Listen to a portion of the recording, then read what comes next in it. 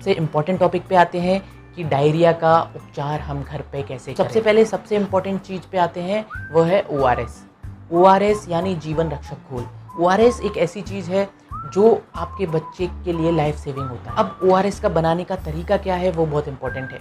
तो आजकल ORS 2 form में मिल रहा है। एक सैशे आता है जिसे 200 ml पानी में मिलाना है और एक सैशे आता है जिसे 1 लीटर पानी में मिलाना है। तो इनमें से कोई भी यूज़ कर सकते हैं, पर याद रखें कि जितना पानी लिखा है पैकेट में उतना पानी लें और पूरा पैकेट डालें।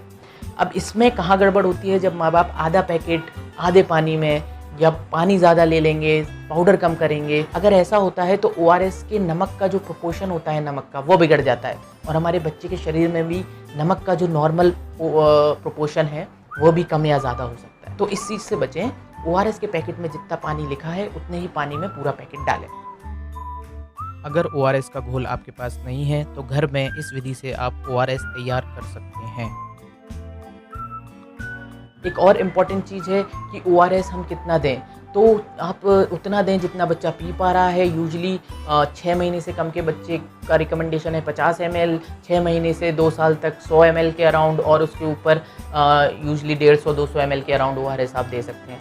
बेसिकली बच्चा डिसाइड करता है कि उससे कितना ORS पीना है, तो इसमें ज़्यादा परेशान ना हो, पर हाँ पिलाते रहें। अब इम्पॉर्टेंट चीज़ आती है कि आपने ORS दिया, बच्चे ने वॉमिट कर दी, तो इसके बाद आपको वेट करना है 10-15 मिनट तक और फिर ORS ट्राई। कई बार पेरेंट्स पूछते हैं कि हमने ये सब ट्राई कर लिया पर हमारा बच्चा वॉमिट करता जा रहा है। एक सिरप आता है जो कि होता है ऑन्डेंसेट्रॉन, तो उसकी 1 या 2 डोज आप घर पे ट्राई कर सकते हैं। अगर फिर भी ना रुके तो अपने डॉक्टर के पास जाए। अब ऑन्डेंसेट्रॉन सिरप का जो डोज है वो है 0.15 mg/kg और सिरप यूजली 2 mg/5 ml का होता है।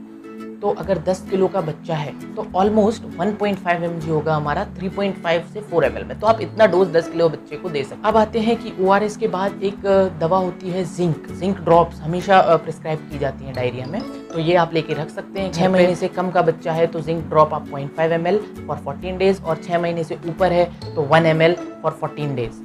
तो ये मैं ड्रॉप की बात कर रहा हूँ। सिरप एक अलग चीज़ होती है, मैं पहले भी अपने वीडियो में बताया हूँ कि ड्रॉप्स और सिरप में अंतर समझें। जिंक सिरप भी आते हैं, उसमें 5 ml for more than 6 months and 2.5 ml for less than. एक और इम्पॉर्टेंट दवाई है जो कि होती है प्रोबायोटिक।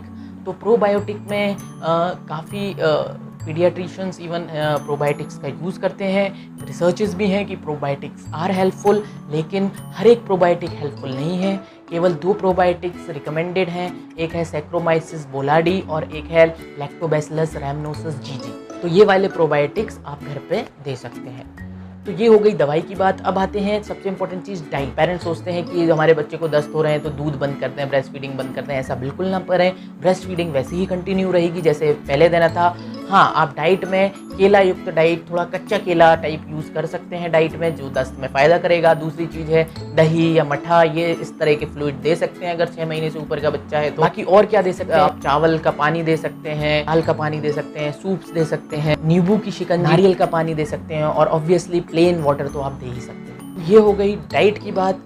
कुछ बंद नहीं करना है, जो बच्चा खा पा रहा है, जितना पानी पी पा रहा है दस्त के समय बिल्कुल देना है, बेहिचक देना। अब आते हैं एंटीबायोटिक्स का यूज़। एंटीबायोटिक का डिसीजन पीडियाट्रिशियन को लेने दीजिए। एंटीबायोटिक शुरू मत कीजिए, वरना दिक्कत कहाँ आएगी कि नॉर्मल बैक्टीरिया खत्म हो जाएंगे और बाद में एंटीबायोटिक रेजिस्टेंस भी आने के चांसेस हैं। अब एक इंपॉर्टेंट पॉइंट कि कब आपको डॉक्टर के पास जाना है, तो डॉक्टर के पास तब जाएं अगर 6 महीने से कम का बच्चा है, दूध नहीं पी रहा और बहुत दस्त कर रहा है तो डॉक्टर के पास जाएं। अगर बार बार उल्टी कर रहा है, 1 दिन से ज़्यादा उल्टी कर रहा है दवा देने के बाद, तो डॉक्टर के पास जाएं। अगर बहुत ज़्यादा डल हो गया है, ड्राउजी हो गया है, तो डॉक्टर के पास जाएं। डिहाइड्रेशन साइंस जो मैंने पहले बताया उनमें से कोई भी आ रहा है तो डॉक्टर के पास जाएं। बहुत तेज बुखार आ रहा है, अगर 10-7 दिन से ज़्यादा चल गए हैं तो भी डॉक्टर के पास जाना है। अगर बहुत तेज पेट में दर्द है या बच्चा कुछ खा पी बिल्कुल ही नहीं पा रहा तो ज़रूर डॉक्टर के पास। तो ये आज हमने डिस्कस किया बच्चों में दस्त के बारे में। ऐसे ही और इम्पोर्टेंट बच्चों से रिलेटेड वीडियो के लिए कृपया लाइक, शेयर और सब्सक्राइब करें। नमस्कार, धन्यवाद, बाय फ्रेंड्स।